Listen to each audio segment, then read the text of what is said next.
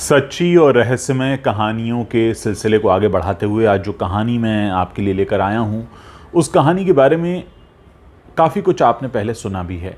मैं बात कर रहा हूँ हिंदी फिल्म इंडस्ट्री की मशहूर अभिनेत्री स्मिता पाटिल की मृत्यु के बारे में। स्मिता पाटिल की मृत्यु हुई 13 दिसंबर 1986 को, लेकिन उससे ठीक 15 दिन पहले यानी 28 नवंबर 1986 को उन्होंने अपने और अपने पति राज बब्बर के बेटे प्रतीक बब्बर को जन्म दिया था। जन्म देने के बाद बहुत जल्द ही उन्होंने प्रतीक का नामकरण भी कर दिया और सब कुछ ठीक चल रहा था। और ये बात है ठीक उनकी मृत्यु से 2 दिन पहले की। वो अपने बच्चे को चुप करा रही थी। आमतौर पर होता है बच्चे रोते हैं और छोटा बच्चा जो अभी 12-15 दिन का है वो तो रोएगा। वो चुप करा रही थी और चुप कराते कराते उसको उन्होंने अपने पास रख लिया। लेकिन लोग बताते हैं कि ऐसा कुछ हुआ कि जो बच्चा था वो अपना सिर उनसे दूर कर रहा था। फिर उन्हें एहसास हुआ कि शायद उन्हें टेम्परेचर है, क्योंकि उनकी तबीयत बिगड़ रही थी, इस वजह से वो दूर कर रहा है। तो कहीं ना कहीं कहते हैं कि क्या कुछ एहसास हो गया था, क्योंकि बच्चों के बारे में कहा जाता है और आपने सुना भी होगा कि बच्चों को चीज़ों का आभास हो जाता है। वो बोलकर बता तो नहीं सकते लेकिन महसूस करने लगते हैं। ख़ासकर जो बच्चे बिल्कुल 5 साल से भी छोटी उम्र के होते हैं, जिन्हें ज़्यादा जानकारी नहीं होती, वो चीज़ों को सेंस कर लेते हैं। तो ये जो बात कही गई उनके बारे में कि उनका जो बेटा था प्रतीक, वो अपने सिर को दूर कर रहा था, तो क्या कहीं ना कहीं कुछ एहसास हो गया था। क्योंकि उसके बाद जैसे कहानी आगे बढ़ती है तो 12 दिसंबर की सुबह यानी उनके मृत्यु हुई है 13 को, उससे एक दिन पहले वो बिल्कुल नॉर्मल थी और इनफैक्ट उनको जो ट्यूब वगैरह लगे हुए थे वो भी हट गए थे।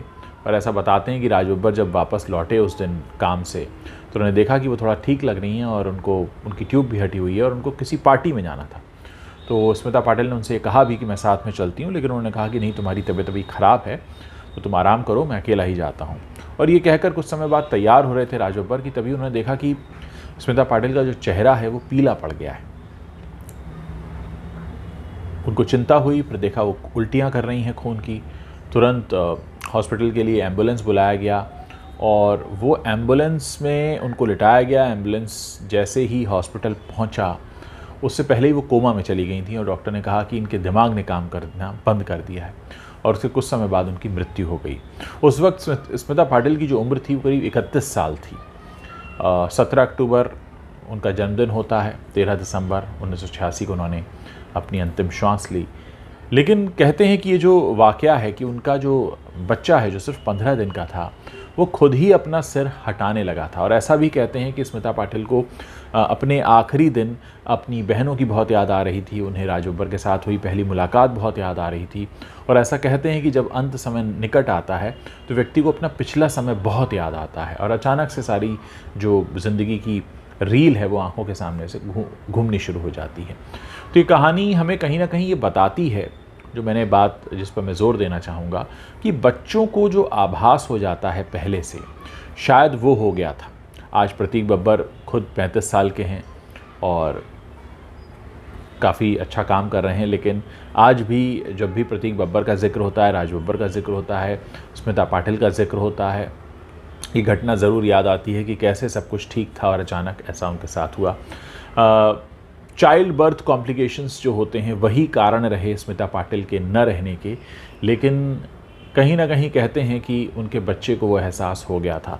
और ये भी कहा गया उनके बारे में कि जाहिर है किसी भी माँ के ऊपर लागू होगा कि वो अपने बच्चे से दूर नहीं होना चाह रही थी। और वो जो उन्हें बुखार था और वो जो बच्चा अपना सर दूर कर रहा था उनसे, तो इस वजह से उनको ऐसा लगा कि मेरा बच्चा मुझसे दूर हो रहा है। लेकिन मजबूरी थी, ज़्यादा टेम्परेचर है तो बच्चे को पास भी नहीं रख सकते, उसको भी इन्फेक्शन हो सकता है। लेकिन कहते हैं कि वो काफ़ी इस बात को लेकर चिंतित थी और परेशान हो रही थी कि मेरे बेटे को मुझसे दूर कर दिया है। लेकिन वो नहीं जानती थी कि बात ये सिर्फ 1-2 दिन की नहीं है, बल्कि अब ये साथ छूटने वाला है। खैर, माँ की कमी तो कोई पूरी नहीं कर सकता, लेकिन इतना ज़रूर है कि ऐसी घटनाओं से हम कुछ ना कुछ सीखते और जानते ज़रूर हैं।